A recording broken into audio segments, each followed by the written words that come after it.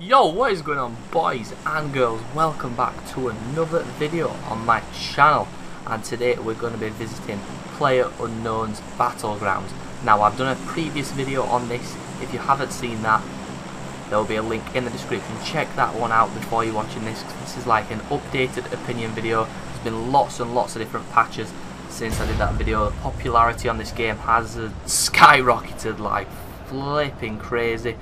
At the time of speaking, there's 350,000 people online, and it has become the best-selling game of 2017 so far, selling over 5 million copies. And it's really a real big accomplishment for Brendan Green and the team over at Blue Hole Studios, I believe it is. There's no AAA budget here, just the person who had the original idea for a Battle Royale game. He originally was a developer for the Arma 2 Battle Royale mod.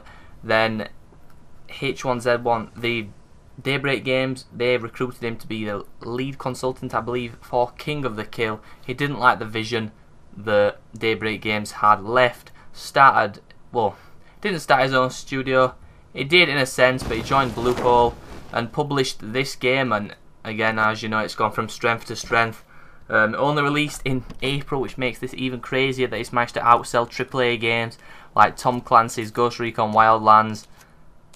There's not been that many releases this year so far. Oh, it's outsold a lot of good games though, and it's not going for a cheap price whatsoever on Steam, which is where you'll find most people are purchasing it, because it has only been released on PC, which is another thing to bear in mind. 5 million copies sold alone just on PC. It's going for £27.99 currently.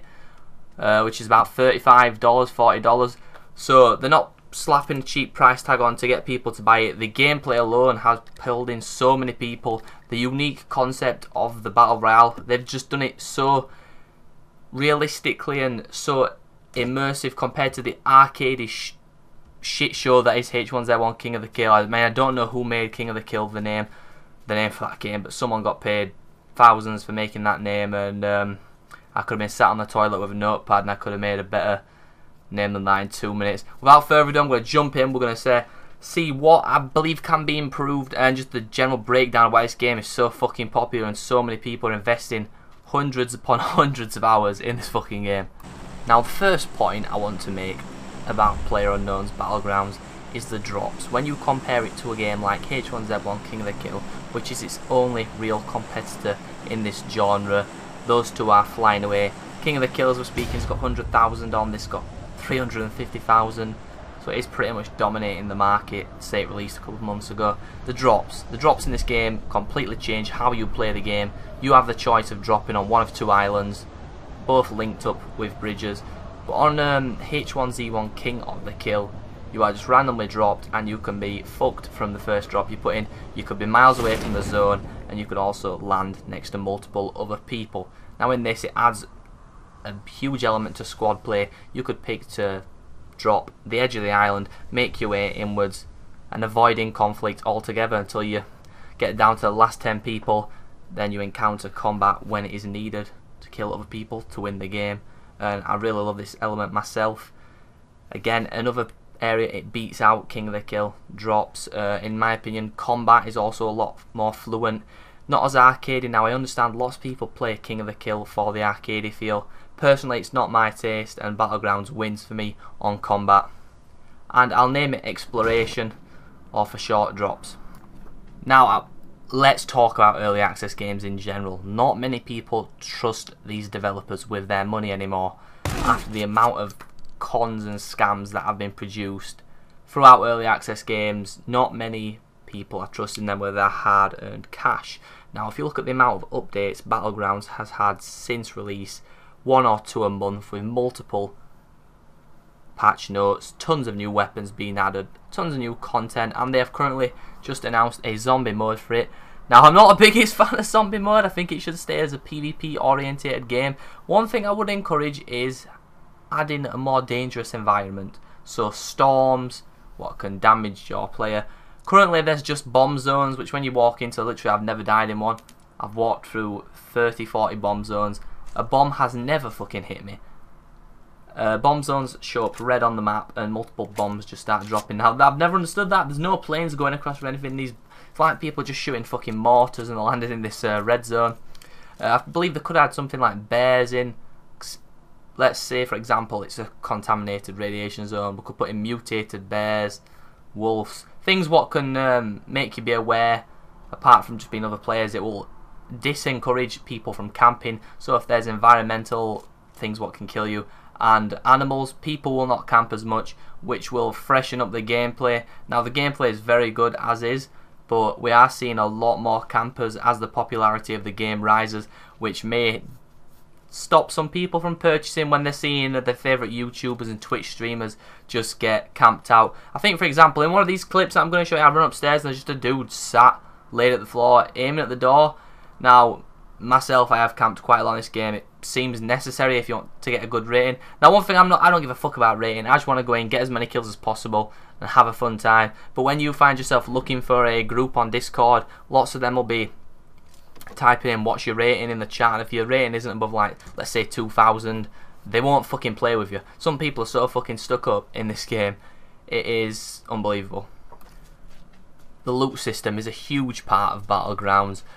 You find yourself finding various different items of level 1, 2 and 3, 1 being the lowest, 3 being the highest. This varies from helmets, backpacks and chest protection.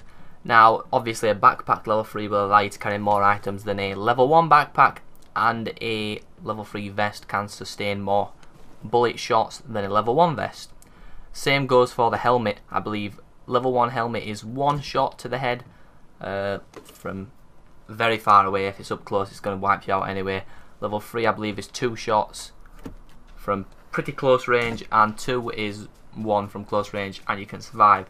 Now, once these are destroyed, they just drop off, which I think looks pretty fucking cool. You can also carry 3 different weapons. You can carry a sidearm, let's say for example a shotgun and an assault rifle. You can mix and match these weapons as you like. You do not have to use a certain assault rifle to carry, say for example, a shotgun.